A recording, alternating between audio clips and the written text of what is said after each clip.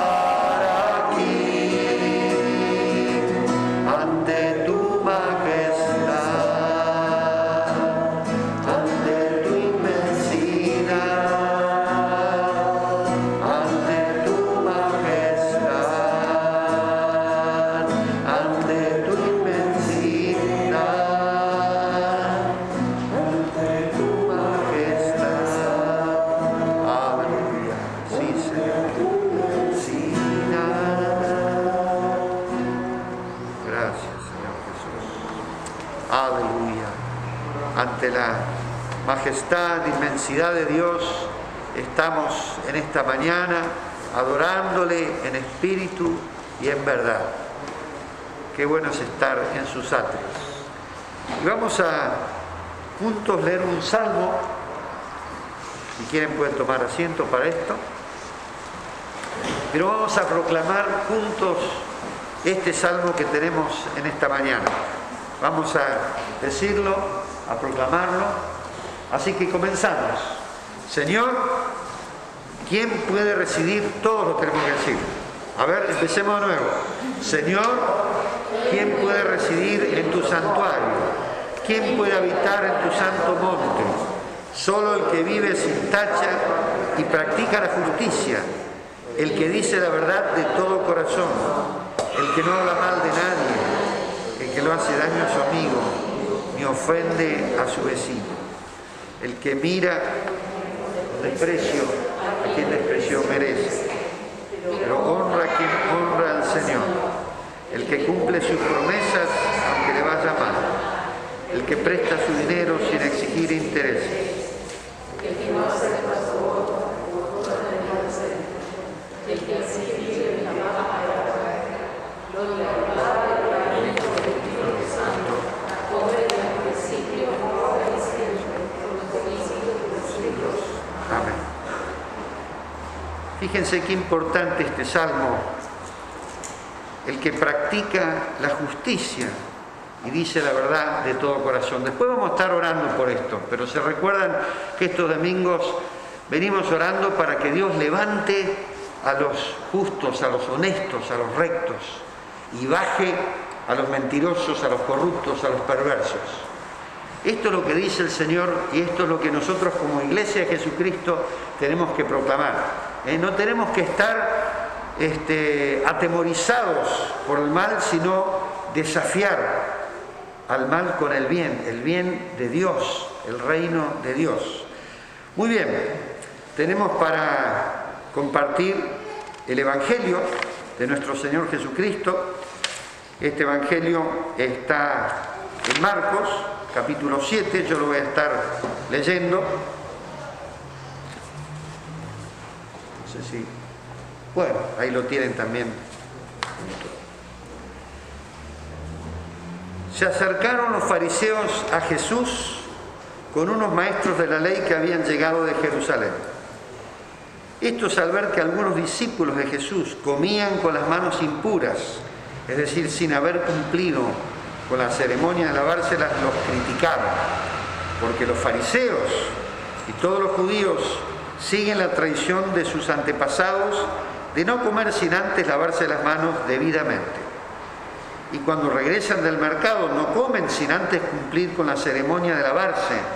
Y aún tienen otras muchas costumbres, como lavar los vasos, los jarros, las vasijas de metal y lo demás. Por eso los fariseos y los maestros de la ley le preguntaron: ¿por qué tus discípulos no siguen la tradición de nuestros antepasados, sino que comen con las manos impuras? Jesús les contestó: bien habló el profeta Isaías acerca de los hipócritas que son ustedes, cuando escribió: este pueblo me honra con la boca, pero su corazón está lejos de mí. De nada sirve que me rindan culto, sus enseñanzas son mandamientos de hombres, porque ustedes dejan el mandato de Dios para seguir las tradiciones de los hombres. La envidia, los chismes, el orgullo y la falta de juicio.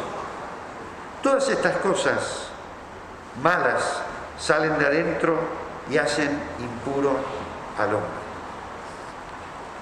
Qué enseñanza, ¿no?, del Evangelio.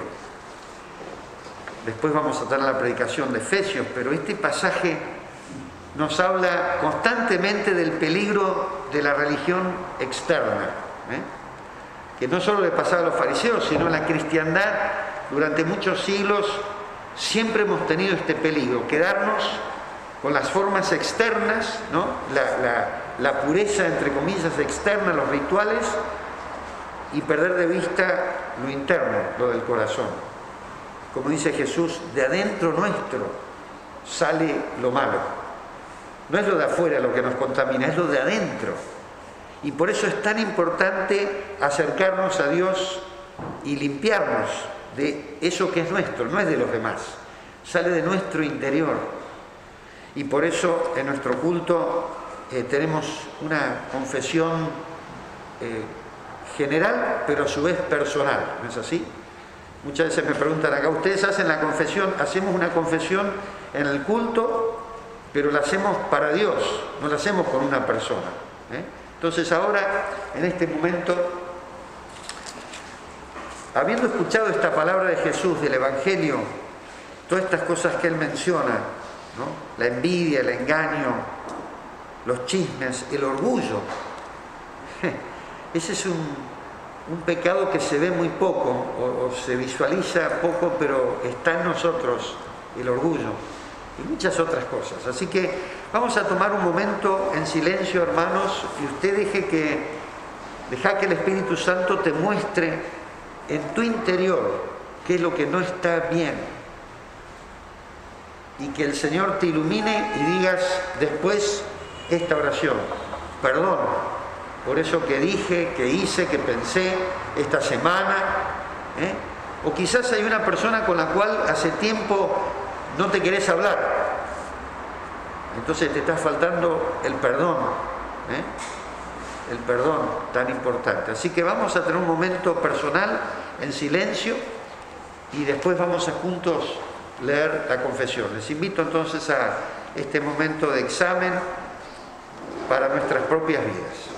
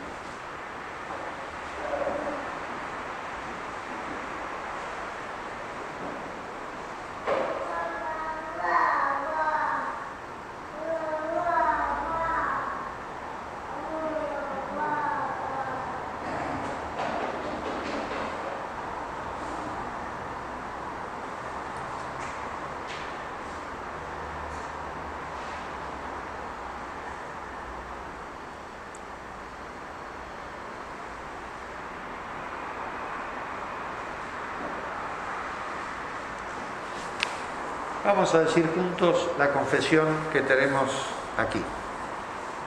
Dios de misericordia, confesamos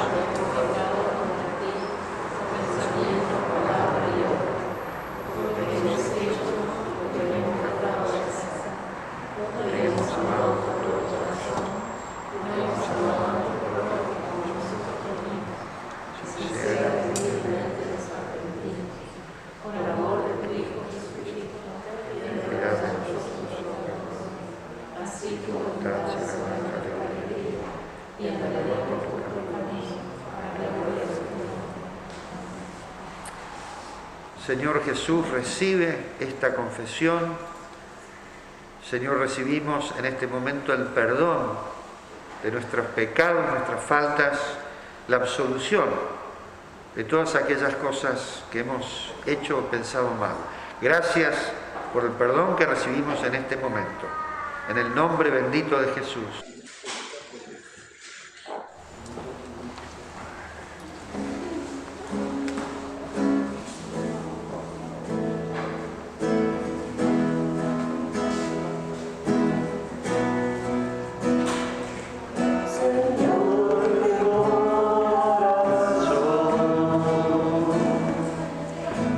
Quiero entregar tu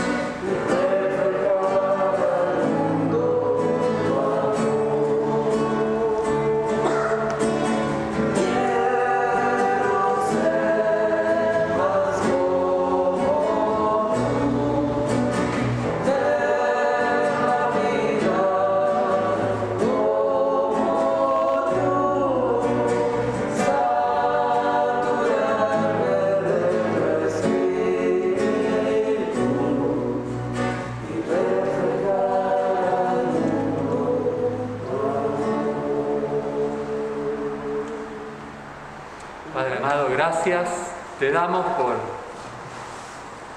llamarnos a ser iglesia, a ver la vida como vos la ves, llamarnos a conocerte y crecer de gloria en gloria, ir creciendo, Señor, siendo cada día más como vos. Gracias porque cada uno de los que estamos acá, Señor, fuimos llamados para esto. Estamos también, Señor, invitando a otros, en el nombre de Jesús, a que conozcan esta vida de ser más como el Hijo de Dios, ser como Él nos llamó a ser. Amén. Tomen asiento, por favor. Es el 15 y 16.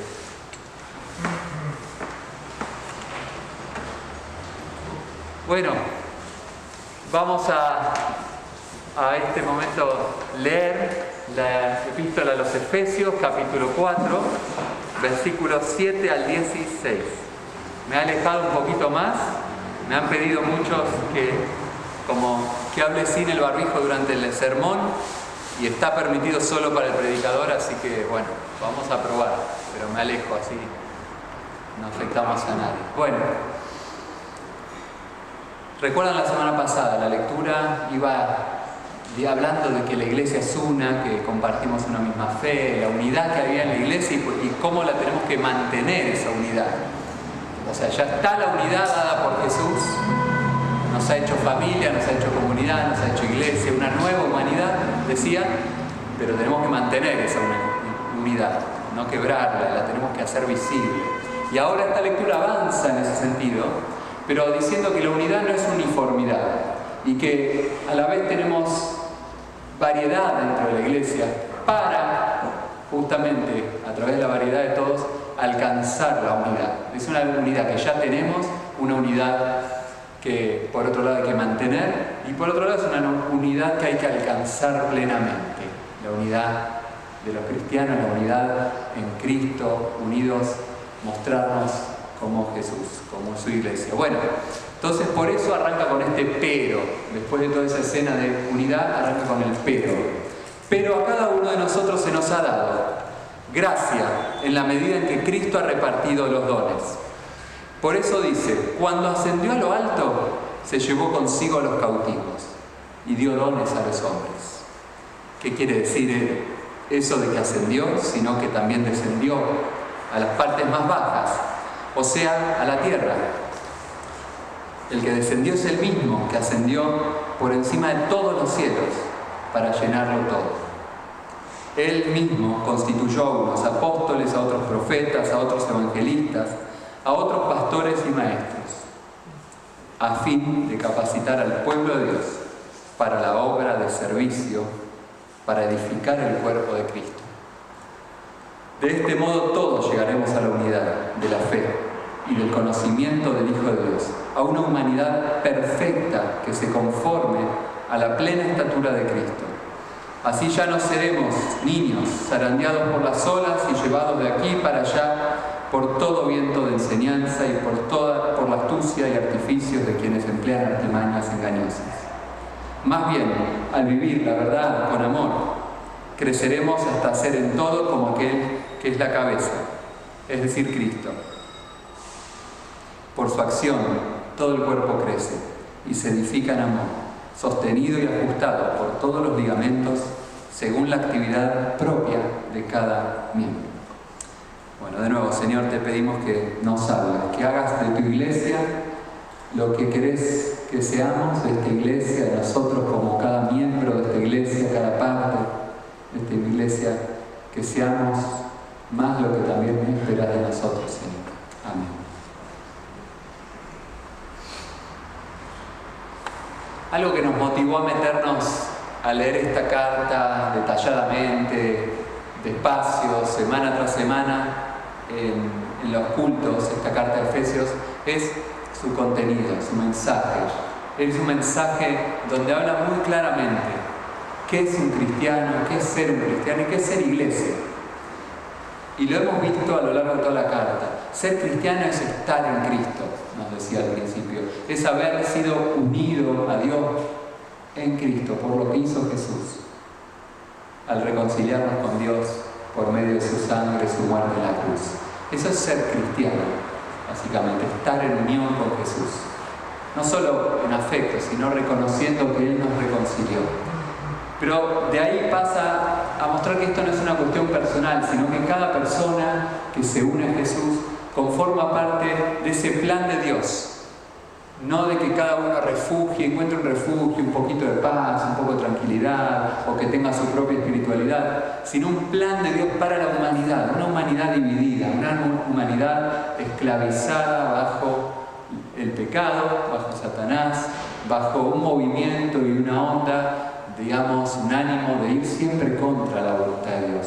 Y el propósito de Dios es hacer una nueva humanidad, unida en Cristo, a través de Cristo, donde las personas también resulten unidas unos a otros, en paz, una humanidad libre de la esclavitud, del pecado, libre del diablo, de ese gobierno, viviendo en el reino de Dios, en los valores y los propósitos donde Dios los gobierna y los guía, los lidera a una nueva vida. Entonces, no es solo qué es ser un cristiano, sino qué es ser iglesia, porque un cristiano pasa a ser iglesia. Nunca al revés, no es que alguien es iglesia y por eso es cristiano, no. Sos iglesia cuando sos cristiano. Pero no te podés quedar ahí con decir, bueno, soy un cristiano, me encanta Jesús y listo. Tenés que preguntarte qué lugar tengo en la iglesia, qué soy siendo iglesia, qué propósito tiene Dios al reunirme. Y acá está muy clarito. ¿Qué es la iglesia? Esa nueva humanidad, decía en uno de los capítulos de la iglesia. No es solo un grupo poquito de gente, acá 50 personas reunidas, escapándonos de los miles y miles que están afuera hoy tomando sol, yendo a hacer algo de vela o algún deporte, andar en el río, irse al country, que no está mal, lo que sea, pero no somos un grupito que se escapa de eso. Somos una nueva humanidad reconciliada por Dios. Y lo que nosotros vivimos y hacemos tiene que ver con lo que Dios quiere hacer con todo el mundo. Acercarlos a conocer su amor a través de Jesús. Entonces la iglesia es muy importante que sea la iglesia que Dios quiere. No solo para nosotros, sino para la humanidad. ¿Qué iglesia quiere Dios? Y en esto hay un reflejo hermoso de lo que es ser iglesia. ¿Qué es la iglesia? ¿Qué somos nosotros? Bueno, la iglesia primero, lo que leemos acá dice, a cada uno de nosotros se nos ha dado gracia en la medida en que Cristo ha repartido los dones. Cada uno de nosotros se nos ha dado gracia. Si podemos tener el texto a la vista, por favor. Está bueno. Ahí. Gracias. Y esto es muy importante. La iglesia es la comunidad de la gracia. Una iglesia tiene que ser la comunidad de la gracia. Hasta podríamos decir que toda iglesia debe ser una comunidad, una iglesia carismática. Algunos creen que carismático es un título para un tipo de iglesia, que levantan las manos, que gritan aleluya, que creen ciertas cosas en particular. Y existe el movimiento carismático que atravesó todas las iglesias cristianas, en todas las denominaciones cristianas, desde la católica a la pentecostal, ha atravesado el movimiento carismático y ha hecho mucho bien. También ha tenido excesos.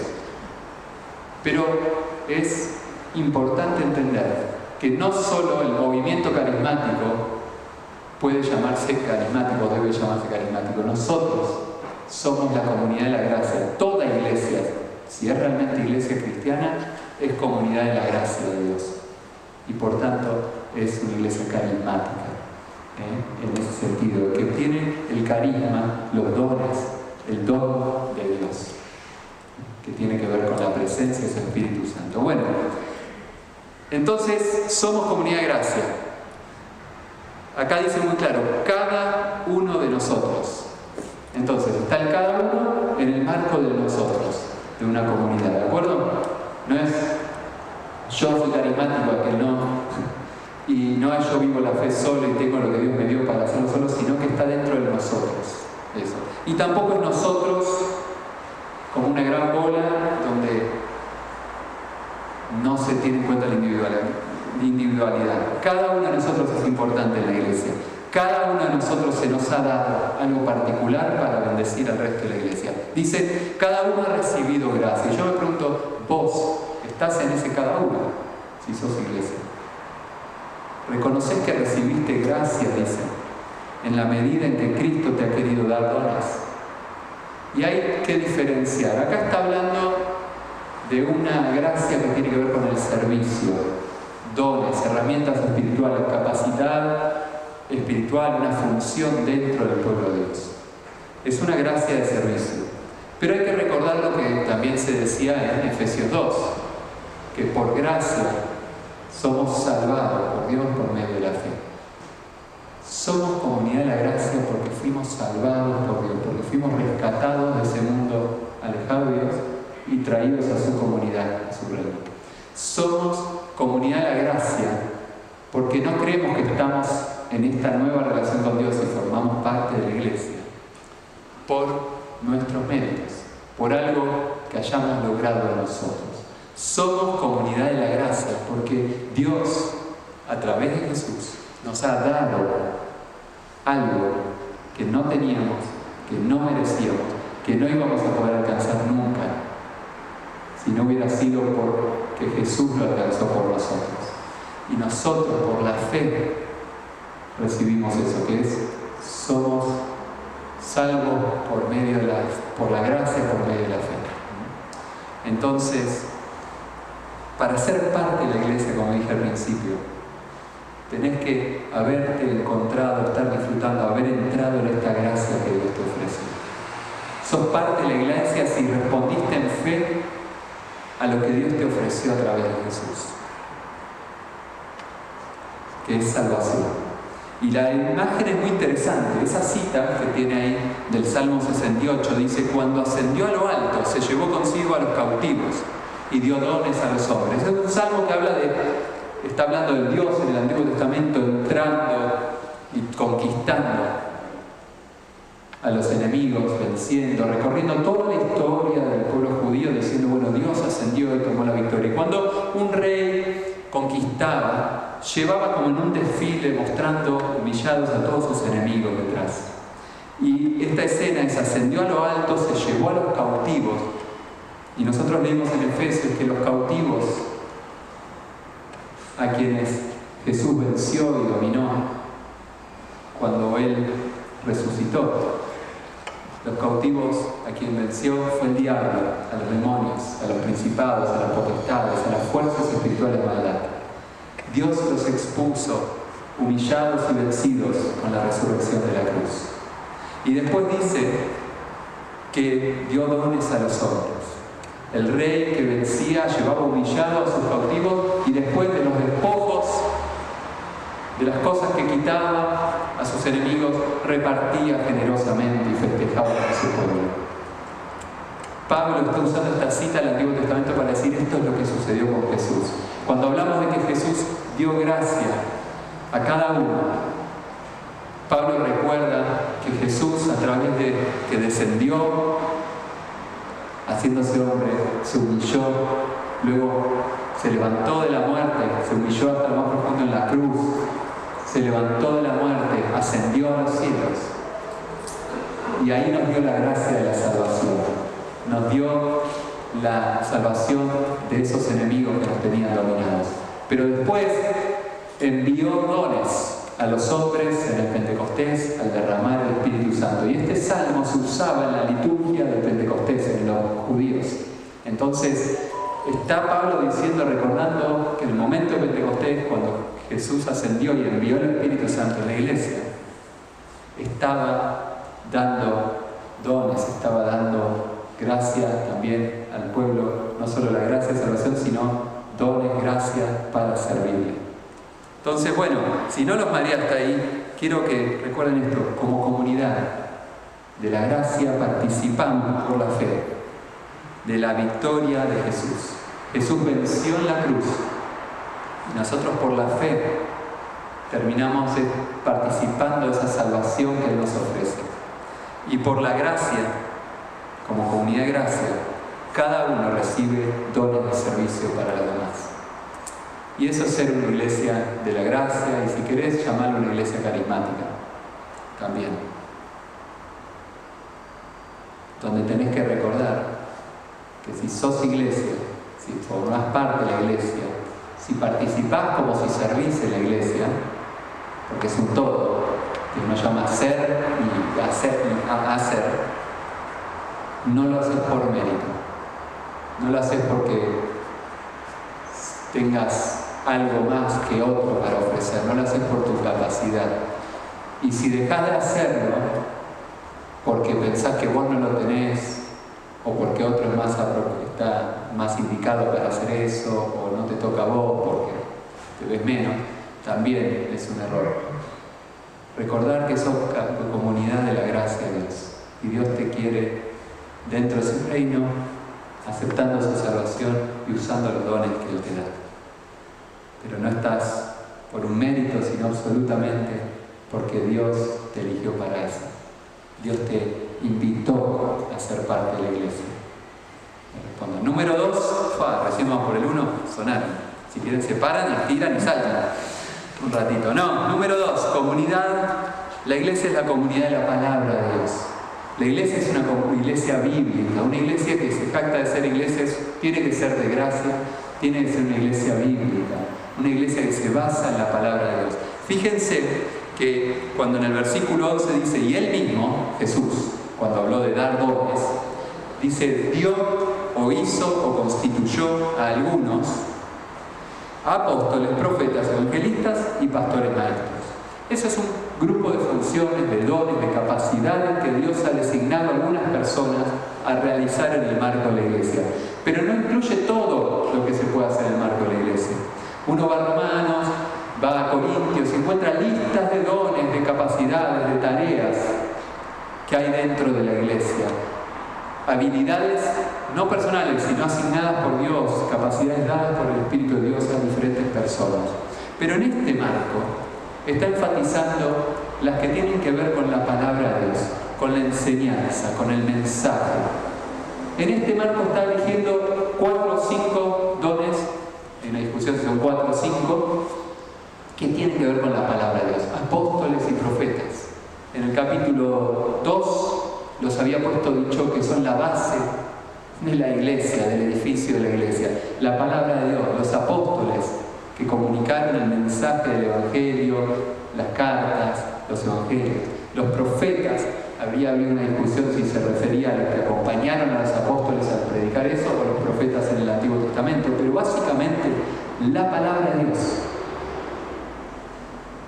representada en estas 2 personas. Y luego 2 más, los evangelistas, que son encargados de comunicar, no los evangélicos, no la iglesia evangélica, evangelistas, los que tienen que comunicar el mensaje de Dios al mundo y tienen dones especiales para hacerlo de una manera que llegan a más personas con el evangelio. Y luego pastores maestros. Parece ser una misma palabra, un conjunto. Es la persona que está designada en la iglesia para guiar, acompañar, cuidar, en base a la palabra, con la enseñanza de la palabra. Cuidamos, pastoreamos con la enseñanza de la palabra de Dios. Todo este conjunto de dones tiene que ver con eso, con que la iglesia es una iglesia que tiene que basarse en la palabra de Dios. Tiene que usar la palabra de Dios para sus relaciones diarias, tiene que mediar sus relaciones diarias con la palabra de Dios, sus sentimientos, sus situaciones, los golpes en la vida, las cosas por donde caminar, se los pastorea, se los cuida con la palabra de Dios. ¿Está bien? Ya está, Jerez, ahí paramos. Iglesia es una iglesia que es comunidad de gracia y es comunidad bíblica, y necesitamos como iglesia, si vos sos iglesia, si nos comprometemos a ser iglesia acá en San Salvador, nunca dejar de lado y descuidar la base que hace que la iglesia sea genuina, que estar plantada en la enseñanza de Dios, en lo que Dios enseña, y no dar consejos así que a lo que a mí me parece, aconsejar basados en la palabra de Dios, unos a otros. Y hay personas específicas que tienen esta función, sí, pero de alguna manera todos también tenemos que guardar esto. Necesitamos más también orar por más pastores, maestros, apóstoles y profetas ya no. Esa era una función, podemos decir que estaba ahí. No apóstoles como los primeros, por lo menos. Pero sí orar por evangelistas, pastores y maestros. Número 3, la iglesia es una comunidad de ministerio, de servicio. Y ahí entramos con todos. Porque ¿para qué dio pastores, evangelistas, pastores, maestros, apóstoles, profetas? ¿Qué dice ahí? Los dio a fin de capacitar al pueblo de Dios para la obra de servicio. Es una comunidad de servicio. Básicamente lo que está diciendo es que los pastores, los evangelistas, fueron capacitados por Dios para que ellos capaciten al pueblo en general, para que el pueblo en general haga la obra del ministerio, para que edifique el cuerpo de Cristo. ¡Wow! ¿Tenemos que Agustín y yo hacer toda la tarea en la iglesia? No. ¿Son unos pocos los que hacen la tarea de la iglesia y el resto recibe, escucha? No. Al contrario, la tarea, la obra, es un ministerio, es un servicio, es una comunidad donde todos son ministros, todos tienen una tarea para hacer en el mundo y acá en la iglesia, podemos decir. Y el rol de los pastores es no hacer esa tarea, sino capacitarlos, alentarlos, animarlos, guiarlos para que la puedan desarrollar. Entonces, es un servicio. La comunidad es un lugar donde venimos a servir, a trabajar, a darle a Dios en amor por la gracia que Él nos ha dado. Todos guiados por la palabra, todos sabiendo que no estamos por mérito, pero haciendo la obra de Dios.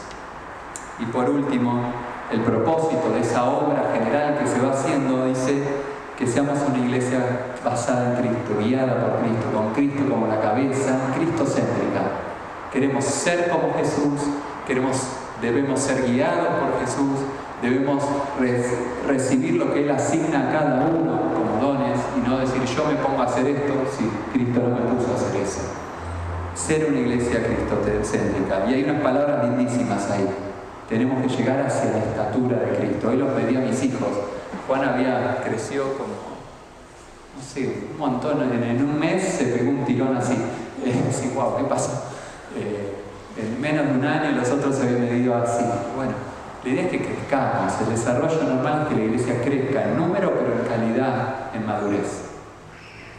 Para eso es que Dios nos dio su gracia. Para eso es que Dios nos dio su palabra. Para eso es que Dios nos capacita con dones para servirnos unos a otros. ¿En qué sirvo al otro? En poder mudarse de casa, en darle una mano sí, en cosas prácticas, pero servirlo para crecer, para ser más maduro, para ser más como Jesús. Y como conclusión dice que cuando eso sucede,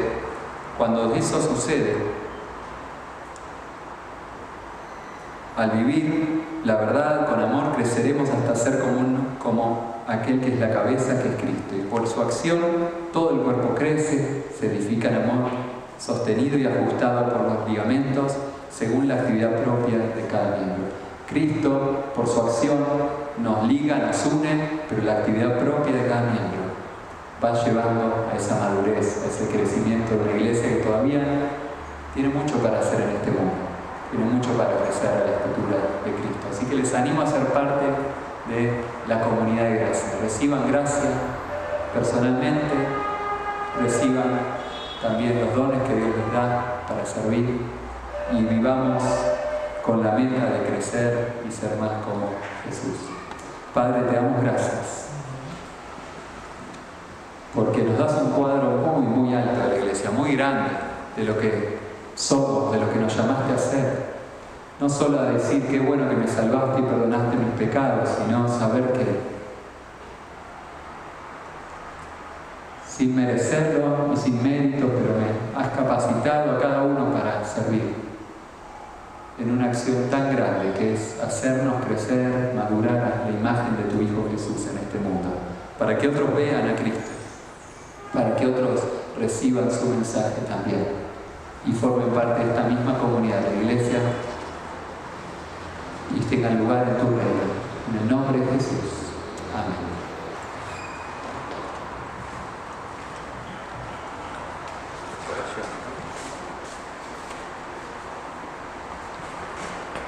Muy bien, vamos a tener un tiempo de oración, de intercesión. Les voy a pedir que se paren un poco, ya estuvieron mucho tiempo sentados. ¿Pueden pararse? Vamos a accionar un poco los necesitados. Javier, ¿puede ser? Que ores por los necesitados, distintas necesidades, y yo voy a terminar orando al final. Así que vamos a, hermanos, ponernos apoyando en oración al que está orando y sabiendo que el Señor está ahí, escuchando, especialmente cuando estamos reunidos como pueblo de Dios. Así que comenzamos con Geisa. Amén. Ahora oramos por la Iglesia de Jesucristo. Señor, te pedimos por tu iglesia en el mundo, pedimos por la unidad de las denominaciones, la unidad según tu Espíritu Santo, Señor. A veces estamos separados como veredas romanas. Te pedimos, Señor, que todas las denominaciones se capaciten, que se dejen guiar por tu palabra, por tu Espíritu Santo. Amén. Sí, Señor. Y desechen si es necesario doctrinas erróneas, Señor. Amén. Para unirse en una sola iglesia, Señor. Amén. Sí, Señor. Que todas se pongan a tus pies, Amén, Señor. en todo sentido, Señor, y te reverencien, Señor, como Señor de todo. Amén. En tu nombre, Señor Jesús, lo pedimos. Amén. Amén. Por los necesitados, oramos en voz fuerte. Señor nuestro, te agradecemos por que podamos acudir a vos en nuestra necesidad, en nuestra carencia también, Señor, y Padre bendito, te rogamos por los necesitados entre nosotros, Señor, necesitados de sustento tal vez, Señor, necesitados de abrigo, necesitados, Señor, de protección. Padre, te rogamos por los que están en nuestro barrio también, necesitan tu protección, que necesitan también la proximidad de tu iglesia, Señor. Padre, las necesidades son muchas y sobrepasan, Señor. Acudimos a vos en este contexto, Señor, de necesidad y te pedimos, Señor, que nos ayudes, que Cristo nos ayude a buscarte también, Señor, que las personas que están en necesidad también, Señor, sea una oportunidad para que sean alcanzados por tu misericordia en esta necesidad. Señor, necesitamos en el nombre de Jesús. Amén. Y vamos a terminar orando conforme a la palabra que Dios nos ha dado en Efesios, que dice que Dios puso a Cristo a su derecha y lo puso por encima de todo poder, autoridad, dominio y señorío, por encima de todo lo que existe, tanto en este mundo como en el venidero, y sometió todas las cosas bajo sus pies. Bajo sus pies. Y a Cristo mismo lo dio a la iglesia como cabeza de todo. O sea, hermanos, Cristo sometió todo bajo sus pies y la iglesia de Jesucristo tiene la autoridad que nos dio Cristo. Y venimos diciendo que no vamos a mirar la realidad pasivamente, como la maldad avanza y nosotros no hacemos nada. Vamos a ahora orar específicamente por nuestro país, para que Dios levante a los honestos, a los rectos, a los justos, y aplaste y baje a los mentirosos, a los perversos, a toda la gente que hace maldad, del partido que sea. Pero nosotros vamos a declarar, conforme a esta palabra, que Dios va a levantar a los honestos, que los hay muchos, cristianos, no cristianos, hay mucha gente honesta. Pero ¿qué pasa? Que los malvados dominan, que avanzan, que rigen nuestras vidas. Es porque nosotros lo permitimos, espiritualmente. Recuerdo un señor de Uganda, un creyente, que dijo: los creyentes permitimos que Uganda fuera tomada por Idi Amin. Así que, hermanos, estemos activos, creyendo en el nombre del Señor, y ahora lo vamos a hacer. Vamos a proclamar, especialmente en esta próxima elección, que ganen los honestos, los justos, los rectos, y que sean echados los mentirosos y los que están en la maldad. Amén. Así que yo voy a orar, pero ustedes apóyenme, porque tenemos, conforme a esta palabra, nosotros tenemos autoridad sobre lo que está pasando. Si no lo ejercemos, es problema nuestro. No digamos a Dios: ¿qué pasa? ¿Qué pasa? Y Dios nos dice: vos accioná. Amén. Así que vamos a orar. Señor, te damos gracias porque el Padre ha puesto bajo el dominio de Jesucristo toda autoridad, todo poder, todo señorío en los cielos y en la tierra, y lo ha delegado a su iglesia esa autoridad. Señor, con esa autoridad nosotros reclamamos y proclamamos que tú levantes a los rectos, a los honestos, a los justos, y bajes a los mentirosos, a los perversos y a los corruptos. Señor, somos responsables por lo que pasa en esta nación. Señor, y nosotros como Iglesia de Jesucristo en esta mañana proclamamos que tú levantarás a los justos, a los rectos, a los honestos. Y Señor, se van a debilitar todos los mentirosos, corruptos, perversos, sea del partido que sea, toda esa gente, Señor, que no busca el bien, sino que obra conforme al mal, que tú los bajes, Señor, porque nos has dado esa autoridad. Y conforme a esa autoridad, lo proclamamos, especialmente en estas próximas elecciones, que ganen los rectos, los justos, los buenos, y corras toda maldad de nuestro sistema político y jurídico. En el nombre del Padre, del Hijo y del Espíritu Santo. Amén. Muy bien, hay una parte muy linda que es ahora darnos la paz. Bueno, por lo menos nos saludamos, nos damos las manos, en fin, lo que podamos, pero la paz del Señor sea con ustedes.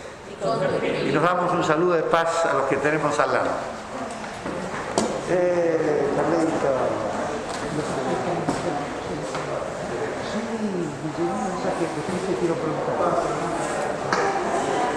Unos anuncios.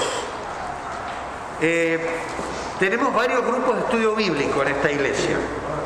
Ustedes saben que el estudio de la palabra de Dios es algo fundamental.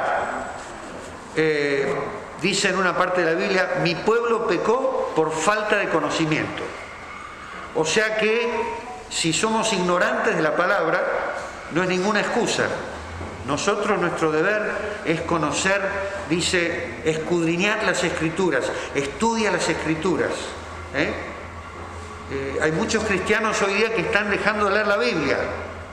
Si se hace una encuesta en las iglesias, la gente lee cada vez menos la Biblia, ¿no, Marcelo? Así dicen las encuestas. Y esto es gravísimo, porque la palabra de Dios es fundamental para nuestro crecimiento. En esta iglesia proponemos varios grupos de estudio bíblico, y no todas las personas que vienen a esta iglesia están en los estudios bíblicos. Eso no es una buena señal. Así que le exhortamos, le animamos a que participe. Por la pandemia no lo podemos hacer presencial, es por Zoom, ¿no? Pero bueno, es lo que tenemos. Así que hay varios grupos. Allí tiene, bueno, hay un encuentro de jóvenes los domingos a la tarde. ¿A qué hora es eso, Tommy, y dónde?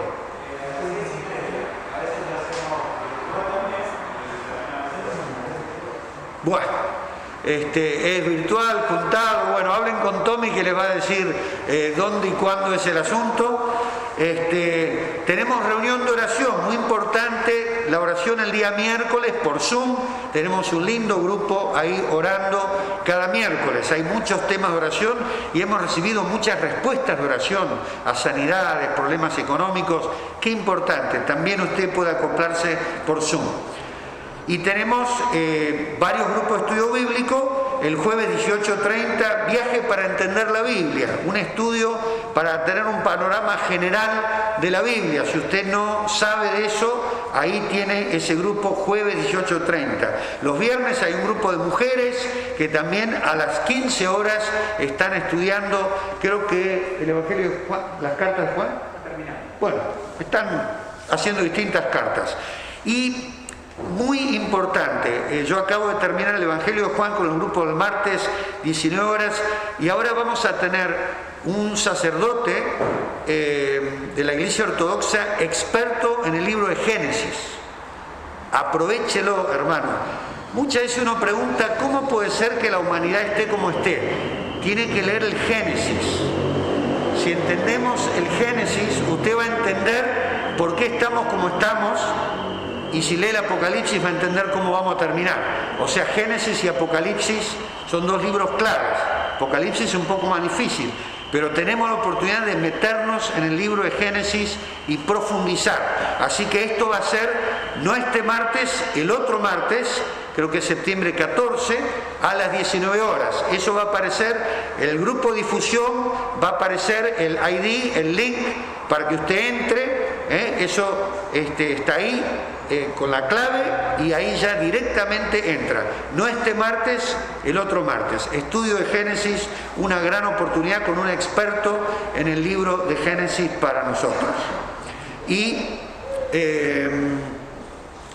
¿qué más tenemos aquí? Bueno, la Iglesia Junior sucede durante el culto. Y tenemos todos los días, ¿no? Una lectura anual de la Biblia. La Iglesia propone una lectura anual que usted puede hacer solo o en familia. Todos los días sale allí en el grupo que se llama Difusión por WhatsApp.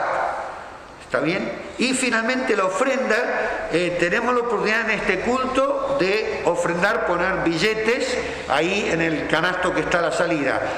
Pero durante la pandemia muchos están haciendo transferencia bancaria, lo cual está muy bueno, así que gracias a Dios hay muchos hermanos transfiriendo el dinero. Y con respecto a esto, usted sabe este concepto. No es que yo le vengo a dar a Dios dinero, porque Dios no necesita dinero de nadie, pues es el dueño del universo. Yo necesito la bendición de Dios. Y Dios en su palabra dice: quiero que ofrendes, quiero que diezmes para que yo te bendiga. Yo necesito la bendición de Dios.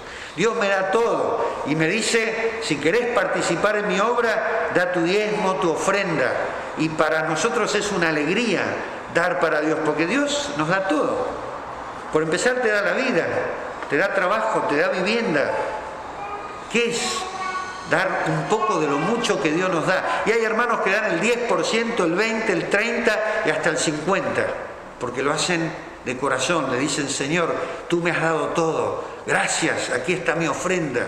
Así que lo hacemos con alegría, con ganas, y encima Dios nos bendice por hacer eso. Así que en esta iglesia creemos en el diezmo, en la ofrenda, y lo practicamos a través de distintas formas. No es obligatorio, Algunos dicen: no, acá te obligan a poner. Mire, si usted no quiere poner un centavo, no ponga nada, porque a Dios le sobra todo. Ahora, si usted quiere ser parte del reino y de su obra, ofrende, y va a ver qué hermosa experiencia que es. Y dice la palabra: y no te va a faltar nada. Ninguna persona que yo conozco que diezma ofrenda le falta absolutamente nada. Es una llave espiritual que tenemos en nuestras manos. Y finalmente tenemos una noticia muy linda. ¿Se acuerdan de las conferencias que dio el obispo Greg? Esas charlas. ¿Quién escuchó esas charlas? A ver, levante la mano. Uy, ¿tan poquitos? Ah, no. Bueno, si usted no las escuchó, ahora las va a poder leer en un libro hermoso que ha editado un hermano nuestro, Marcelo, que va a pasar a explicar. Pero aparte le cuento la trastienda de esto, porque fue muy interesante. Greg empezó a dar las charlas y resulta que Mónica, nuestra hermana, dijo: qué bueno sería que estas charlas se escriban, ¿no? No estaba eso planeado. Bueno, le pidió a mi hijo Marcos que transcriba las charlas. Después dijeron: bueno, Marcelo Lafitte tiene una editorial, las puede imprimir. O sea, ahí vemos lo que hablaba Hernán, el cuerpo de Cristo. No es que el obispo dijo: bueno, yo doy la charla, la imprimo, la hago. El obispo hizo su parte, pero la comunidad de la fe movió un montón de cosas. Y hoy tenemos este hermoso libro, la posibilidad de leerlo y estudiarlo en nuestras manos. Marcelo, ¿querés pasar a contarnos un poco? Muy bien. Buen día, hermanos. Este es el libro que salió el viernes pasado, ya está con nosotros y los que quieran llevárselo ya van a estar acá en la puerta. Esto es una toma de acá, desde el interior de la iglesia, y les quería contar muy brevemente algunos entretelones que hacen a la elaboración de este libro, ¿no? Este libro tiene un punto muy alto, que es que no se trata de un libro académico, de un libro áridamente teológico, sino que es un libro en el cual el obispo Greg, autor de este libro, se manifiesta y se expresa con una manera muy amena, muy sencilla, muy coloquial, ¿no? Que yo creo que eso es lo que le da belleza y lo que nos invita a leer un libro. Él mismo lo dice allí en la introducción del libro. Yo anoté unas palabritas que él pone. Él dice: las páginas de este libro no fueron concebidas con el pulcro estilo de un tratado académico, sino respetando la sencillez con que cada uno de los conceptos expuestos en las conferencias fueron entregados a los asistentes, ¿no? Él usa muchas ilustraciones. Él tenía temor de que eso sonara muy doméstico, muy entre familia, pero justamente se lo asesoró diciéndole que eso era lo que le daba riqueza y calidez al texto, ¿no?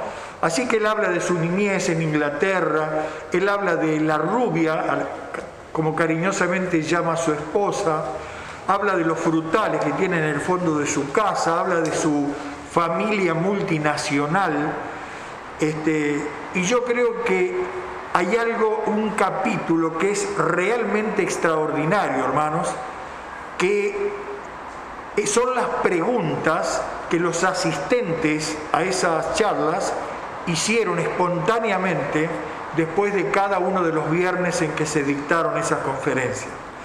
Esas preguntas no son preguntas teológicas, no son preguntas muy intrincadas, tienen que ver con el diario vivir.